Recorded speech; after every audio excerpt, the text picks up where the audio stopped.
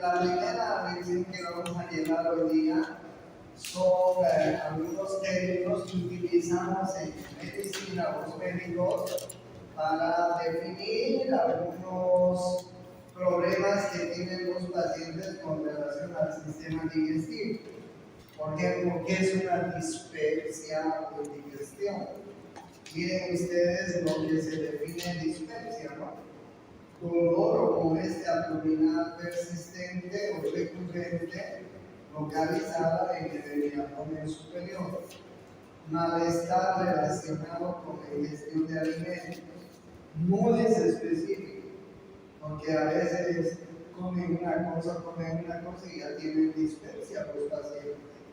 Utilizada para describir la llenura abdominal o plenitud abdominal también se llama.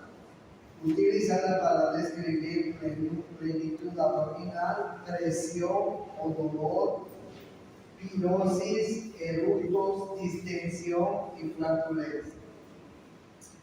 ¿No les parece que ese es uno de los problemas muy frecuentes con los que los pacientes vienen a buscar al médico? Un problema digestivo, por cierto, ¿no? Está fuera de otro rango que no sea digestivo. Pero muchísimas de las veces el paciente viene por estas molestias que son frecuentes, ¿no? Y el paciente está acostumbrado a tomar los digestivos habidos y por haber que hay en la farmacia, ¿no? Desde Alka-Seltzer hasta Digestan, hasta todos los digestivos que utilizan, ¿no? El paciente es un paciente que encuentra muchos remedios, incluso caseros, ¿no? Con matecitos de anil, con matecitos de coca, los trimates, en fin. Entonces, los pacientes encuentran muchos remedios y medicamentos para este problema. Pero con el correr del tiempo se va haciendo algo muy manifiesto. Por eso es que la dispepsia o indigestión, así se la llama, tiene varias definiciones como ustedes están viendo. Dolor o molestia abdominal persistente recurrente, localizada en el abdomen superior. Malestar relacionado con la ingestión de alimentos, no es específico, porque el paciente le dice cuando como tal o cual cosa, cuando tomo esto o aquello me hace daño, ¿sí? Utilizada para describir la plenitud abdominal, presión, dolor, pinosis, eructos, distensiones y o flatulencia, ¿sí? A eso se llama dispepsia o también indigestión. ¿A quién no nos ha dado alguna vez una indigestión? ¿A quién no nos ha dado alguna vez una dispepsia? ¿No? Creo que a todos. Pero no se olviden que hay gente que tiene pues permanentemente este problema. ¿Ya? Entonces, bien, la clasificación de la dispepsia está clasificada, como ustedes están viendo, en enfermedades orgánicas, en lo que se puede ver, en enfermedades funcionales, en lo que se pueden medir, y enfermedades perceptivas, lo que se siente. ¿Ya?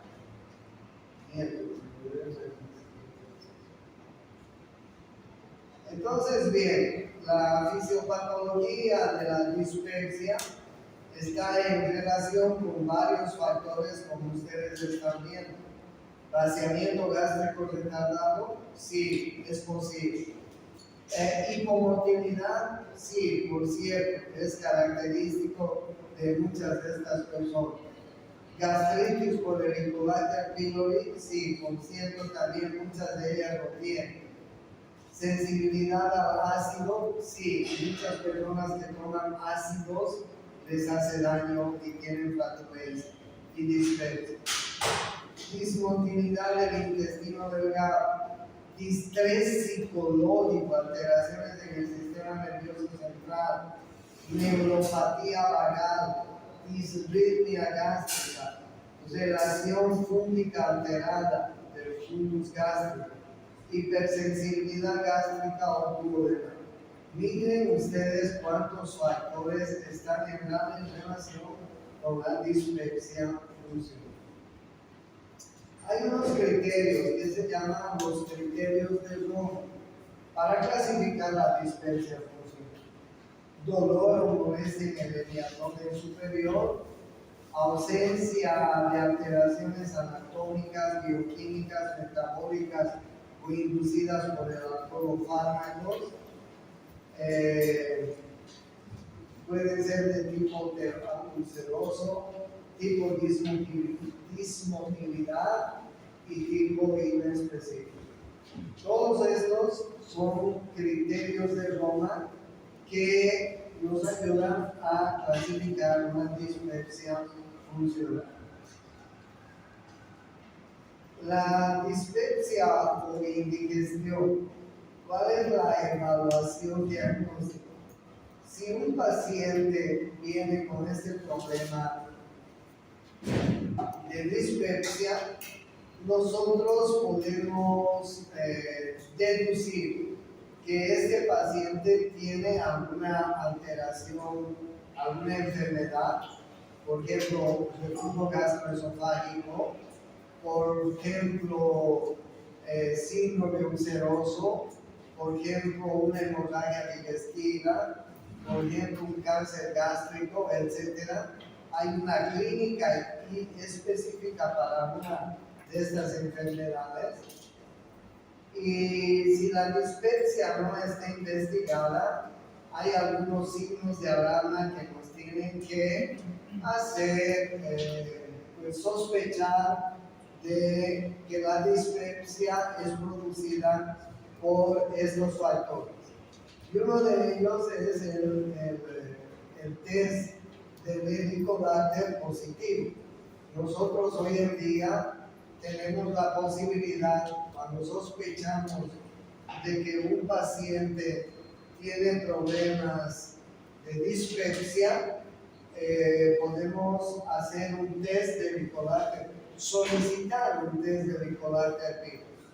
Cuando un paciente tiene problemas o sospechas de gastritis, de úlcera, hoy en día podemos pedir el Helicobacter pylori solamente en sangre periférica. Pero también podemos pedir el Helicobacter pylori en una endoscopía. En una endoscopía alta, el endoscopista nos saca una muestra del jugo gástrico y podríamos pedir entonces el test de Helicobacter pylori. Bueno, una de las causas más importantes entonces, como ustedes pueden ver en la dispepsia, es el Helicobacter pylori, que produce gastritis, síndrome ulceroso, sobre todo. ¿Cuál es la orientación terapéutica hacia una dispepsia funcional? Pues encontrar primero los factores, ¿no es así? Y para encontrar los factores, primero ese paciente debe ser sometido a algunos análisis. Pero como ustedes se van a imaginar, el análisis más fácil de utilizar para la orientación terapéutica es la endoscopía. Ese es el test que tenemos muy a mano para ver si no pasa algo en el esófago, no pasa algo en el estómago o no pasa algo en el intestino. Entonces, ¿podríamos hacer un hemograma? Sí, pero el hemograma no nos va a decir mucho, a no ser que le midamos en el examen de sangre un test para el Helicobacter pylori. Pero lo que sí nos va a dar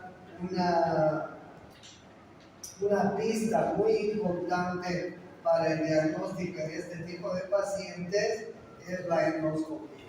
Porque con la endoscopía vamos a poder ver si existe o no existe algún problema en el estómago, en el intestino, en el duodeno o en el esófago. Bueno, podríamos hacer el tratamiento empírico sin saber cuál es el diagnóstico específico. Y podríamos dar medicamentos procinéticos que ayuden a mejorar la motilidad intestinal y podríamos dar medicamentos antiulcerosos que mejoren las gastritis que generalmente tienen estos pacientes. Bueno, pero lo más importante que nosotros deberíamos encontrar en una dispepsia funcional es resolver el diagnóstico. Resolver las dudas en cuanto se refiere al cáncer gástrico, al cáncer esófago, dar una dieta razonable y utilizar medicamentos. ¿Okay? Entonces la dispepsia, voy a mostrarles la primera figura que les he mostrado. ¿Qué es una dispepsia? Que ustedes van a tener en su profesionalidad muchos problemas de dolor o molestia abdominal persistente o recurrente, localizada en el abdomen superior. Malestar relacionado con la ingestión de alimentos. No es específico un alimento. Tiene malestar a muchos alimentos. Utilizado para describir llenura abdominal, presión o dolor, pirosis, eructos, distensión o flatulencia. A eso se llama dispepsia o indigestión. Pero ¿qué hacemos con un paciente que tiene dispepsia o indigestión? Pues todas las veces, pues tenemos que ver de encontrar qué es lo que tiene el paciente, ¿no? Podríamos dar medicamentos, como les dije, empíricamente para tratar la molestia. Sí, se puede hacer, lo podemos dar, pero lo más correcto sería encontrar la patología que tiene ese paciente. Podríamos dar medicamentos procinéticos que ayuden a mejorar la motilidad. Sí. ¿Podríamos dar medicamentos antiulcerosos? Sí. ¿Podríamos utilizar medicamentos digestivos que hoy en día son tantos? Sí, podríamos utilizar. ¿Ok? Pero creo que lo correcto es buscar el diagnóstico de esta dispepsia funcional. ¿Qué es indigestión? La indigestión pues se llama también aerofagia o atrapamiento aéreo. Miren ustedes, ingesta rápida, pacientes que ingieren rápidamente la comida, eructos, ingestas de gaseosas, ansiedad, excitación, masticar coca, relajación del esfínter esofágico inferior. ¿Y cuáles son los signos de esta indigestión o aerofagia? Opresión, plenitud y dolor, ¿sí? Atrapamiento aéreo. ¿Por qué podemos hacer esta aerofagia o atrapamiento aéreo? Por varios de estos factores que les estoy mostrando en la figura, ¿sí? Indigestión, meteorismo, distensión y flatulencia son términos que se utilizan cuando hay un paciente que tiene este tipo de trastorno. ¿Ok? ¿Pueden haber trastornos en la motilidad intestinal? Por supuesto que pueden haber. Y estos trastornos en la motilidad intestinal pueden producir meteorismo, distensión y flatulencia. Sí, puede ser. La acción enzimática intestinal nos ayuda a mejorar este problema. Sí, muchos de los medicamentos que utilizamos antiflatulentos son medicamentos que tienen enzimas pancreáticas. enzimas duodenales, ¿sí? Y eso nos ayuda a mejorar estas molestias que tienen los pacientes, ¿ok? Pero bueno, hay que también enseñar a los pacientes a encontrar los factores que tienen para este tipo de indigestión. Bueno, la composición del gas intestinal, generalmente miren ustedes cómo está compuesto el gas en el tubo digestivo, a nivel del estómago, a nivel del intestino, a nivel del colon. Y ustedes vean cuáles son la composición que tenemos de diferentes gases intestinales, ¿sí? Si acumulamos mucho de estos gases, nos pueden producir flatulencias, nos pueden producir aumento del tamaño intestinal, dolor, etcétera. Sí, por supuesto. Entonces, bien, lo que hay que evitar es consumir los alimentos que nos ayuden a aumentar estos gases. Por ejemplo, hay mucha gente que le gusta comer frituras, hay mucha gente que le gusta comer la comida muy condimentada, hay mucha gente que le gusta comer grasas, hay mucha gente que le gusta tomar bebidas gaseosas, hay mucha gente que toma cerveza con las comidas.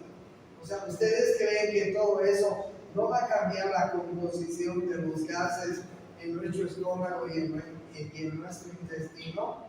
Por supuesto que sí, ¿no? Imagínense, aquí tienen la costumbre, vamos a ir a comer un buen plato de cerdo, un chicharrón, un fricasé, una cara, y encima le vamos a brincar la cerveza. Qué mala costumbre, ¿no? La cerveza. La cerveza lo único que va a hacer es hinchar más el estómago. Estás metiendo más líquido cuando lo que deberías meter es un buen digestivo. Una copa de vino, por ejemplo, te va a mejorar tanta comida y no cerveza. ¿Se dan cuenta? El mal hábito que tiene nuestra gente, cerveza encima de comidas copiosas. ¡Qué boludez! ¿Sí? Te haría mejor un vaso de vino, un vaso de tequila, cualquier cosa para bajar toda la comida que te has brincado. Entonces, bien, ustedes están viendo que hay muchos términos que les estoy mencionando en esta clase. Indigestión, etiología del meteorismo. El meteorismo es cuando nos llenamos de gases, ¿no? Puede ser por dificultad del vaciamiento gástrico, intestinal o colónico. Vaciamiento gástrico, intestinal o colónico. Claro, ¿cuánto tarda en digerir la grasa en nuestro estómago? Aproximadamente entre 6 a 12 horas. O sea, si nos comemos un buen plato de cerdo, de cualquier modalidad de cerdo, ese cerdo va a tardar entre 6 a 12 horas en el estómago en digerirse y en vaciarse. Obviamente que nos va a dar indigestión, nos va a dar meteorismo, plenitud, etc. Sí, claro, no es lo mismo comer un plato de verduras que un plato de chicharrón. ¿No es así? Entonces, el vaciamiento, la dificultad del vaciamiento gástrico, intestinal o colónico es muy importante en la etiología del meteorismo. Algunos pacientes tienen estenosis pilórica duodenal por las úlceras que pueden haber a nivel del píloro o del duodeno. Generalmente las úlceras se localizan en estos dos lugares. Las úlceras gástricas, las úlceras por el Helicobacter pylori generalmente se localizan en estos dos lugares. ¿Podrían producir estenosis del píloro? Claro que sí. Y se produce estenosis del píloro. ¿Puede haber retardación en el vaciamiento gástrico? Claro que sí, ¿no es así? Obstrucciones mecánicas intestinales, ilios paralíticos, dilataciones colónicas. Nosotros en nuestro medio tenemos el Chagas y no se olviden que muchos de nuestra gente que vive en Santa Cruz es gente que viene de los valles cruceños, y en los valles cruceños hay vinchuca, y probablemente muchos de esos pacientes tengan la probabilidad de tener dólico mega esófago, dólico mega colon, Chagas.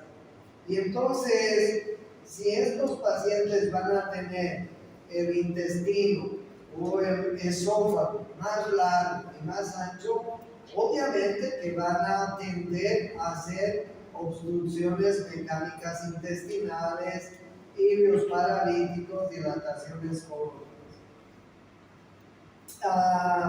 También he leído que la masticación de la coca con el correr de los años aumenta el tamaño, es decir, el diámetro y la longitud del intestino grueso, es decir, produce un cólico megacolon por la masticación de la coca.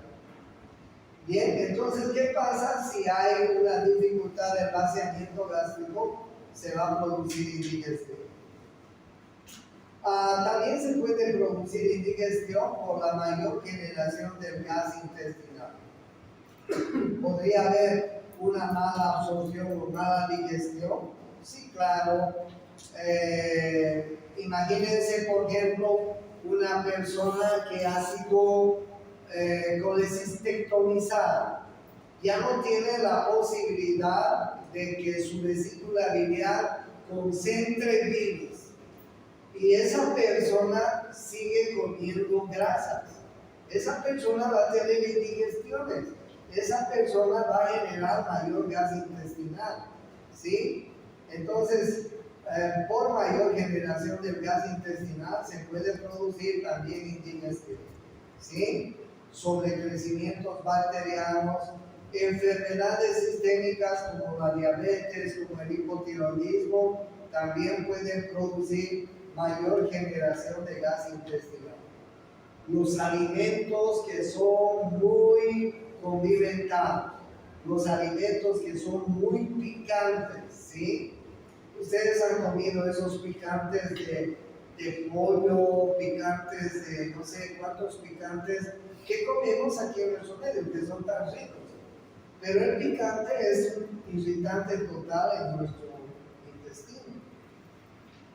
Entonces, bien, las indigestiones, como ustedes pueden ver, se pueden producir por varias causas. ¿Ya? ¿Cuál es la orientación terapéutica cuando hay aerofagias o meteorismo? Reducción de la aerofagia y del gas intestinal. Claro, habrá que decirle al paciente pues, que tenga restricción de sodas con gas, que restrinja la masticación de la coca. Es decir, la dieta es muy importante en pacientes que tienen este tipo de problemas. ¿Y existen fármacos reductores del gas intestinal? Por supuesto que sí. La simeticona es un excelente fármaco que reduce el gas intestinal y que mejora el peristaltismo intestinal. Simeticona, ¿sí? El carbón activado, los laxantes, los procinéticos del intestino, los bloqueadores de los receptores dopaminéticos, como la metoclopramida, la domperidona, son excelentes medicamentos que nosotros los médicos utilizamos cuando tenemos pacientes con estas posibles causas. El ondansetron, por ejemplo, es un excelente antiemético y además pues sirve muy bien para eliminar los gases que se acumulan en una aerofagia y meteorismo. ¿Sí? Bien, otro de los problemas que tenemos, además de los que ya les voy mencionando, son las náuseas y los vómitos. ¿No es así? La náusea, como ustedes saben, es la sensación del deseo inminente de vomitar. Se la percibe en el epigastrio o en la garganta. Y el vómito es la expulsión bucal del contenido forzada del contenido gástrico. La arcada es la actividad rítmica respiratoria que procede al vómito, a la emesis. Bueno, ¿cuál es la fisiopatología de las náuseas? De la náusea.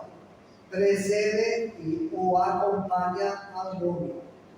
Puede haber una alteración en la motilidad duodenal, puede haber una alteración en la motilidad intestinal, puede haber un problema de anorexia, puede haber un síndrome vasovagal, donde va a haber alteraciones en la frecuencia cardíaca y en la presión arterial, puede haber una disminución en la actividad funcional gástrica, puede haber una alteración parasimpática. ¿Sí? Entonces la náusea se puede dar por todos estos factores que yo les estoy mencionando. ¿Y cuál es la fisiopatología del vómito? Actividad pasiva gástrica y contracción muscular abdominal. Se relaja el fundus gástrico y el esfínter gastroesofágico. Hay una contracción del diafragma y de la pared abdominal. Hay un aumento en la presión intraabdominal.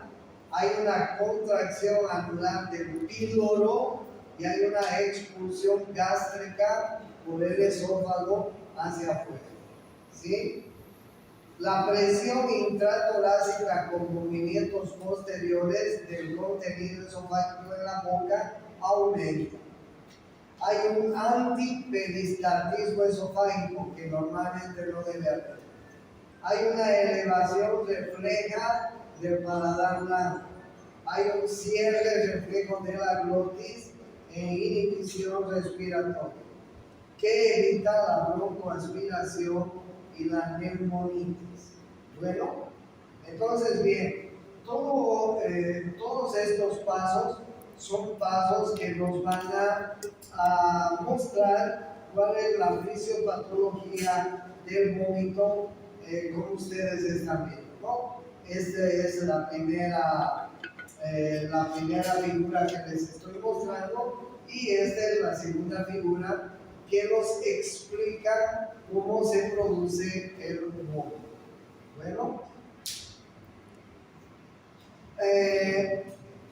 el mecanismo del vómito, pues nosotros tenemos el centro del vómito en el bulbo raquídeo, ¿sí? En el tallo cerebral.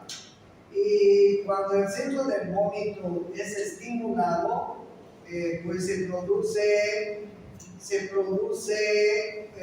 los estímulos eméticos. ¿Por qué el centro del vómito puede ser estimulado? Porque hay muchos quimiorreceptores que pueden gatillar el centro del vómito.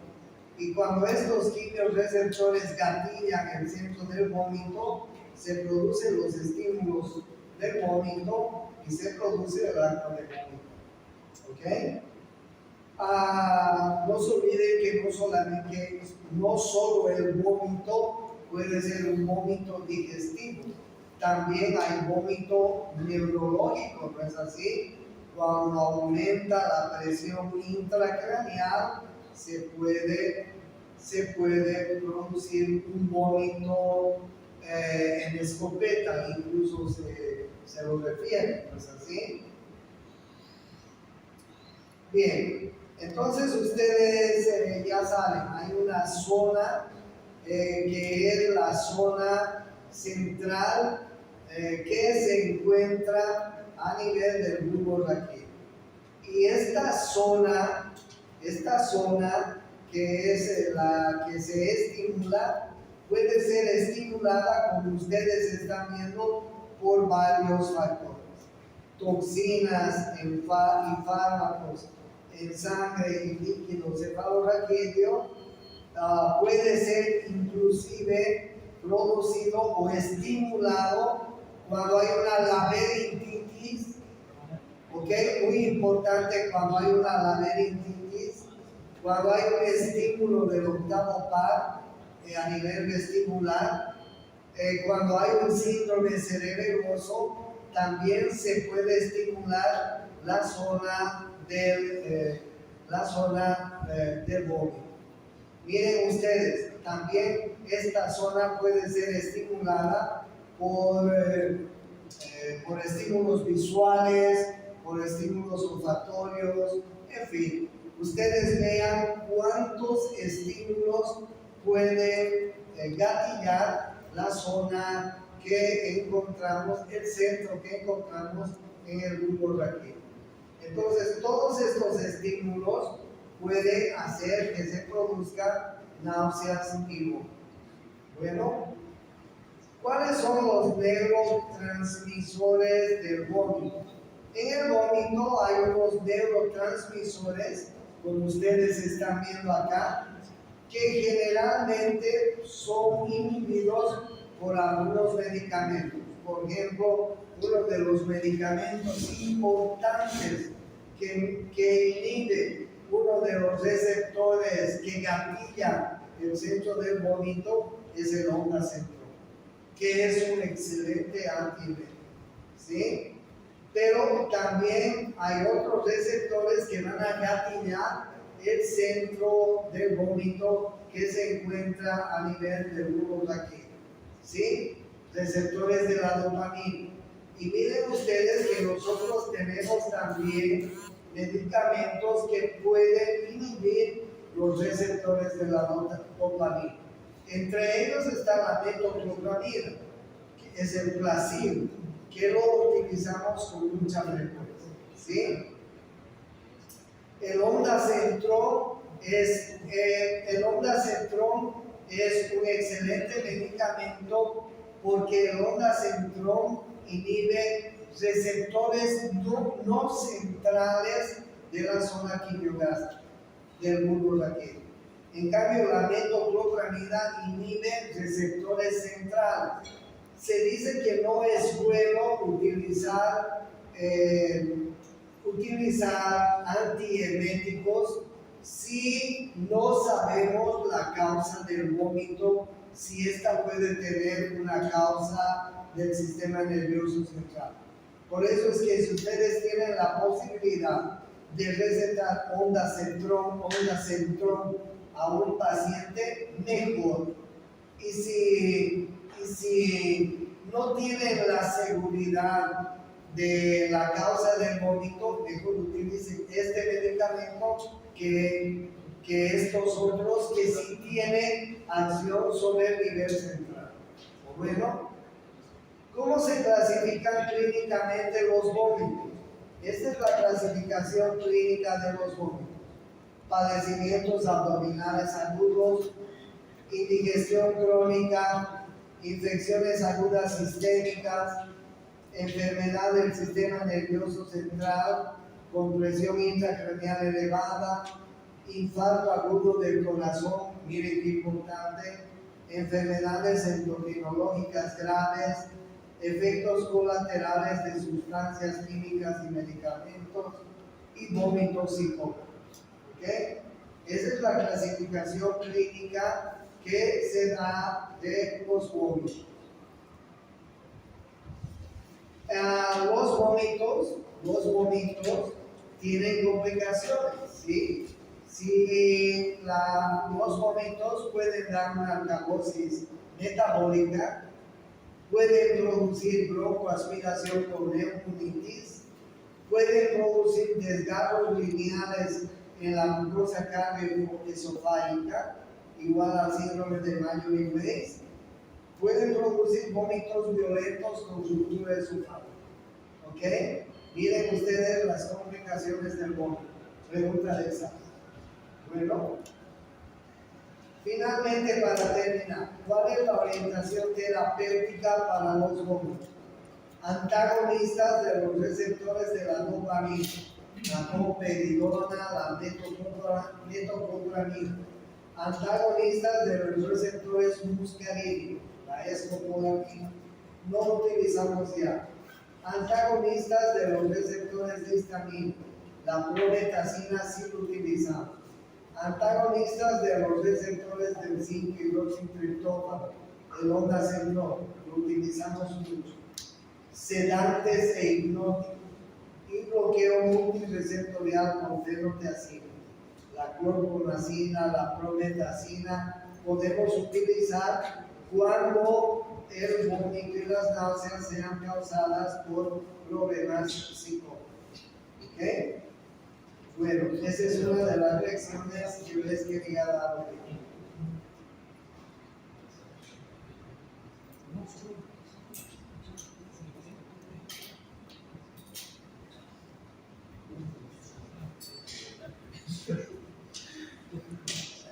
Bueno, vamos a ir. Yo ya les he mencionado cómo es. ¿Qué están charlando tanto ustedes? Yo ya les he mencionado cómo es la tomografía gástrica. Ya les he mencionado en alguna clase cómo está compuesta una glándula gástrica. Ya les he mencionado que en una glándula gástrica hay diferentes tipos de células y que cada una de las células cumple funciones diferentes. Hay células que producen moco gástrico, hay células que producen la mucina, hay células que producen el ácido clorhídrico, hay células que producen la pepsina, la gastrina, etcétera, que son estimulantes del ácido clorhídrico. Entonces, bien, en una glándula gástrica hay diferentes tipos de células y cada tipo de célula tiene una función diferente. Entonces, bien, miren ustedes, cuando nosotros hablamos de la secreción gástrica, hay un estímulo muy importante. Ustedes saben que el sistema nervioso parasimpático, cuyo mediador químico es la acetilcolina, es un sistema estimulador del aparato digestivo, del tubo digestivo y de sus anexos, del aparato digestivo. Entonces, bien, miren ustedes la acetilcolina, lo que hace en la célula parietal. La acetilcolina tiene receptores para la acetilcolina en la célula parietal. Esta célula parietal es capaz de recepcionar la histamina y liberar, mejor dicho, hidrogeniones, ¿sí? Esta célula parietal también tiene la función de fabricar gastrina y además fabricar ácido clorhídrico, ¿sí? ¿Cómo podríamos nosotros hacer que la acetilcolina deje de estimular a la célula parietal para que deje de fabricar ácido clorhídrico? Podríamos utilizar medicamentos que bloqueen los receptores H2, porque cuando los receptores H2, receptores de la histamina y los receptores de la acetilcolina hacen que la acetilcolina y la histamina se junten en la célula parietal, se va a producir la liberación de ácido clorhídrico. Entonces, ¿qué pasa si nosotros tenemos un paciente que está secretando mucho ácido clorhídrico y a consecuencia de esa estimulación intensa de ácido clorhídrico está haciendo gastritis o está haciendo úlcera? ¿Qué es lo que tendríamos que hacer? Utilizar medicamentos bloqueadores de los receptores H2. ¿Cuáles son esos medicamentos bloqueadores de los receptores H2? Ustedes los conocen, ¿no es así? ¿Cuáles son? El pantoprazol, el esomeprazol, el omeprazol, etcétera, son bloqueadores de los receptores H2. Entonces, como esos medicamentos bloquean el receptor H2, la histamina no se une con la acetilcolina y disminuye la liberación de ácido clorhídrico. ¿Nos sirve a los médicos para que nuestros pacientes dejen de fabricar ácido clorhídrico con intensidad? Sí, claro que nos sirve. ¿No es cierto? ¿Por qué los médicos entonces damos medicamentos que bloqueen los receptores H2? Porque lo que queremos es evitar que esta célula parietal fabrique más ácido clorhídrico de lo que está produciendo. Porque si sigue fabricando más ácido clorhídrico, nuestro paciente va a seguir haciendo gastritis o probablemente úlcera, ¿sí? Ahora bien, lo que pasa es que estos pacientes generalmente son indisciplinados y entonces no saben llevar reglas dietéticas razonables. Por eso es que nosotros utilizamos estos medicamentos. Bueno, ¿cuáles son los estimulantes e inhibidores de la secreción gástrica? Ustedes vean que tenemos estimulantes en la fase cefálica, en la fase gástrica, en la fase entérica, tenemos estimulantes de la secreción gástrica. Pero también ustedes pueden ver que tenemos inhibidores en cada una de estas fases que son muy importantes. ¿Okay? Los inhibidores de la fase cefálica, ahí ustedes los tienen. Los inhibidores de la fase gástrica, ahí lo tienen. Y los inhibidores de la fase entérica. Bueno, yo les he dicho en alguna clase anterior que a nivel de la mucosa gástrica nosotros tenemos una gran barrera de la mucosa y además de la mucina. O sea, tenemos una doble alfombra que protege nuestra mucosa gástrica.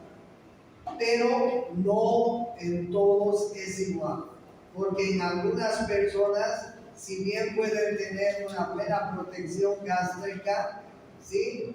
En otras personas no es así, disminuye esta barrera gástrica. Y si la barrera gástrica está disminuida, el ácido clorhídrico va a producir irritación de la mucosa gástrica y por lo tanto va a producir gastritis o puede producir úlcera incluso. Entonces, bien, ¿hay factores agresores y defensivos de la mucosa gástrica? Sí, ustedes ya saben cuáles son los factores defensivos.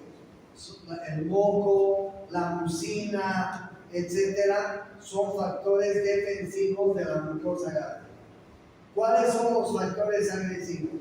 El ácido clorhídrico, el estímulo de la pepsina, el estímulo de la secretina, el estímulo de las hormonas que hay en el estómago que hacen que secreten mayor ácido clorhídrico. Hay factores agresivos como los factores alimentarios, también son importantes. El alcohol, el tabaco, etcétera, son factores agresivos que van a transgredir las defensas de la mucosa gástrica. Cuando las defensas de la mucosa gástrica son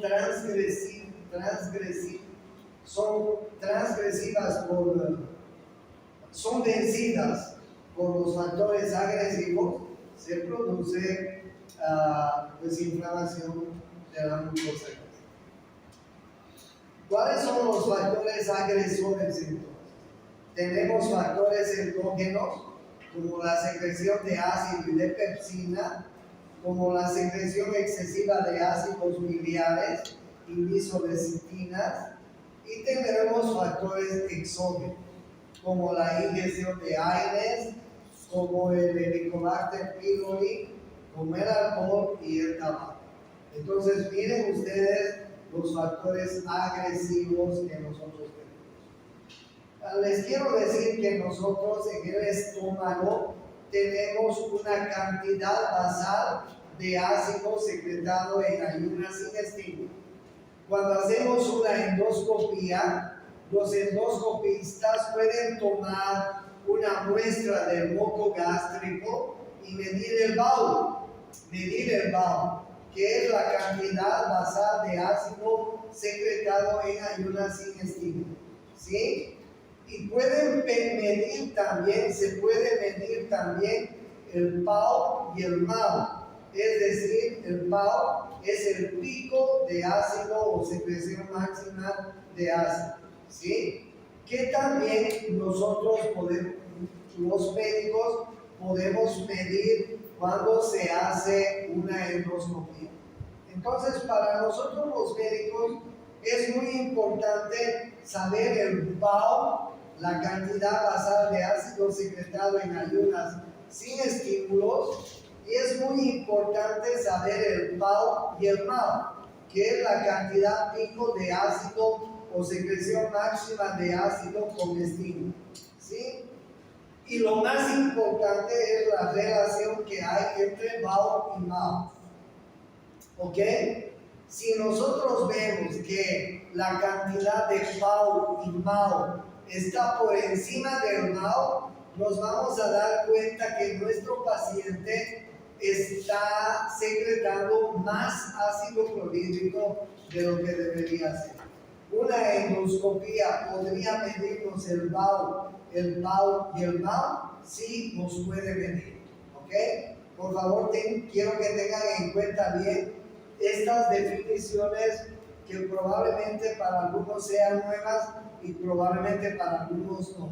Pero en general es muy importante que los médicos sepamos la relación que hay entre el PAO, la cantidad basal de ácido secretado en ayunas sin estímulos, y la relación que hay con el MAO. ¿Ok? Bien. Nosotros tenemos mecanismos defensivos a nivel de la mucosa gástrica. La capa de moco, les decía, el bicarbonato es muy importante. El moco es un gel viscoso constituido por glucoproteínas y secretado por células epiteliales. Tiene dos capas, uno es moco y otro es mucina. Superficial, soluble y profundo insoluble que atrapa bicarbonato. El moco y el bicarbonato son barrera a la retrodifusión de hidrogeniones, pepsina y otros factores necrosantes. Por eso es que a muchos pacientes que tienen gastritis les hace bien que el bicarbonato. Muchos pacientes que tienen este problema se compran bicarbonato en la farmacia, lo diluyen en un vasito de agua y se lo toman. ¿Por qué? Porque el bicarbonato actúa como un antiácido, si ustedes quieren, un buen antiácido. Bueno, la úlcera péptica se trata de una enfermedad que va a vencer los factores defensivos que nosotros tenemos en el estómago. Y ustedes ya saben cuáles son esos factores que pueden vencer nuestra barrera defensiva, ¿no? Ahí ustedes tienen, por ejemplo, cómo los AINES pueden destruir nuestra capa defensiva que tenemos, ¿sí? ¿Pueden haber otras lesiones también? Claro que sí. No solamente los medicamentos, sino infecciones, traumas, quemaduras, pueden producir úlceras pépticas, ¿sí? Esto es muy importante. Lo importante es que si en una úlcera péptica, si existe una úlcera péptica, podamos lograr la restitución si la lesión es superficial, ¿sí? La regeneración si la lesión es profunda. La regeneración precisa mitosis celular y angiogénesis, que eso es un poco más complicado. Bueno, la úlcera péptica puede estar alterando nuestros factores defensivos que tenemos tanto en el flujo sanguíneo como en la lámina. ¿Ya?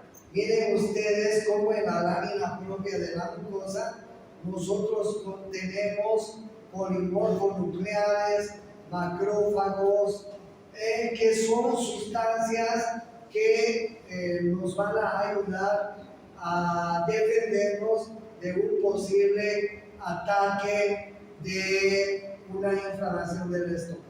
¿Sí? El aporte sanguíneo, que tengamos una buena irrigación hacia el estómago, también es importante.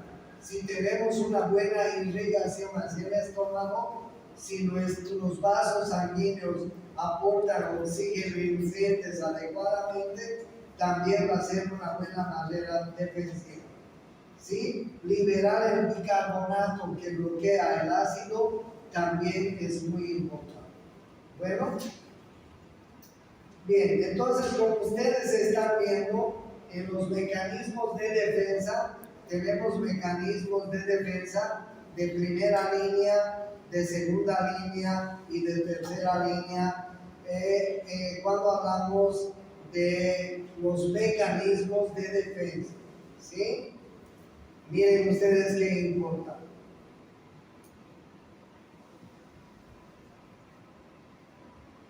Y también tenemos mecanismos de reparación que están compuestos por prostaglandinas endógenas. Cuando pues se nos ha producido una gastritis y una úlcera, pues normalmente se va restituyendo de esta manera. Se va restituyendo de esta manera si hemos podido lograr parar el avance de la gastritis o el avance de las úlceras gástricas. ¿Cómo se clasifican las gastritis? Las gastritis se clasifican así: en erosivas y hemorrágicas, no erosivas y distintivas. Erosivas y hemorrágicas, no erosivas y distintivas.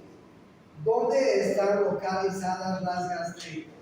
Generalmente las gastritis pueden estar localizadas a nivel del antro, a nivel oxítica en el cuerpo. Puede producirse una pangastritis o puede producirse una gastritis atrófica multifocal. ¿Sí? Esta es la topografía de la gastritis.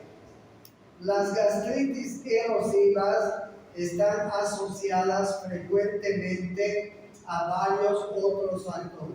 Miren ustedes los factores a los cuales las gastritis erosivas están asociadas. Lesiones por estrés, las quemaduras, por ejemplo, los politraumas son estrés, sustancias químicas y tóxicos como el alcohol, traumatismos y agentes físicos.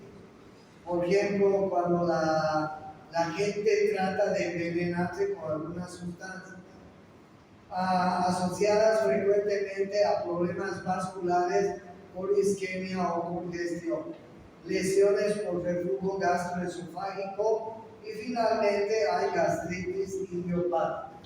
¿Okay? ¿Cuáles son los factores de estrés que pueden producir una gastritis o úlcera? Miren ustedes, las quemaduras, más o menos en el 25% de los casos, las quemaduras nos pueden producir úlceras de estrés. Falla respiratoria aguda, sepsis y shock séptico, lesiones y trauma múltiple, falla hepática e ictericia, trastornos de la coagulación, insuficiencia renal, son factores que nos pueden producir úlceras de estrés. ¿Sí? Entonces, bien, las úlceras de estrés pueden ser producidas por todos estos factores que ustedes están viendo. ¿Hay un desequilibrio en las úlceras de estrés? Claro que sí. Hay un desequilibrio muy importante en las úlceras de estrés y ese desequilibrio van a producir gastritis y úlceras, que están relacionados con los diferentes factores que yo les he mencionado. Bueno, Entonces, bien, una sepsis, un shock, un trauma, corticoides, ¿pueden producir úlceras de estrés? Claro que sí. Miren ustedes, isquemia de la mucosa gástrica, aumento de la permeabilidad de la mucosa, retrodifusión de los hidrogeniones, liberación local de histamina, edema y aumento de la permeabilidad capilar, destrucción de la mucosa y ulceración. En las úlceras de estrés, bien sea por shock, bien sea por sepsis, bien sea por trauma, bien sea por corticoides, puede producirse todos estos problemas y finalmente producirse úlceras de estrés. ¿Cuál es la profilaxis y la terapéutica en la úlcera de estrés? Monitorización hemodinámica y del pH intragástrico, reanimación volumétrica, antiácidos, antagonistas de los receptores H2, inhibidores de la bomba de protones, análogos prostaglandínicos, sucralfato. Generalmente usamos estos medicamentos para evitar que un paciente que tiene estos problemas que les he mencionado, para evitar que un paciente que tiene shock, que tiene sepsis, que tiene trauma, haga úlceras de estrés. ¿Okay? Generalmente usamos este tipo de medicamentos y además tomamos este tipo de previsiones. ¿Okay? Vamos a seguir hablando de úlceras, todavía es largo, pero eso lo voy a hacer en la siguiente clase. ¿Ya?